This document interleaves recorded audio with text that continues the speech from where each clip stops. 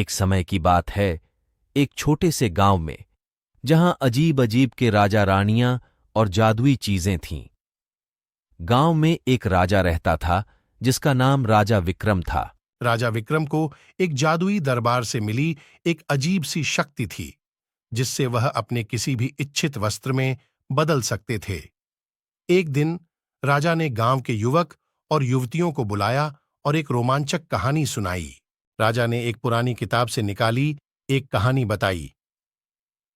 एक समय का जादुई वृक्ष था, जिसकी पत्तियों पर जब चूहें बैठती थीं, तो वे बोलने लगती थीं और यह कहती थीं, आपको यहां रहने का हक है, परंतु धरती पर आपका कोई कार्य नहीं है।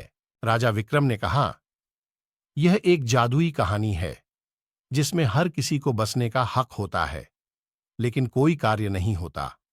क्या तुम इस सच्चाई से सहमत होते हो? सुनने वालों की रुचि पैदा हो रही थी, लेकिन राजा ने कहा, लेकिन इसका आगाज कहां से करें? वहां एक युवक नामक विनय था, जो बहुत ही अजीब सोच वाला था। राजा ने कहा, विनय, तुम इसे बना सकते हो कि कैसे यह कहानी आगे बढ़ती है। विनय ने राजा के कहने पर अपनी आंखों में चमक देखी और बोला, राजा विक्रम, मुझे एक विचार आया है। क्यों ना हम इस कहानी को हर बार एक नए रूप में सुने, ताकि हर बार नई सौंदर्य और संदेश मिले। राजा ने मुस्कुराते हुए कहा, तुम्हारा विचार बहुत अच्छा है विनय, तुम इस कहानी का रुचिकर आयोजन करो। विनय ने गांव वालों से कहा, हर महीने हम इस कहानी को एक नए तरीके से सुनेंगे, जिससे हर बार नया सफलता और सिख मिलेगी। गांव वाले हर महीने उत्साहित होकर आते रहे और विनय ने नए नए रूपों में कहानी सुनाई।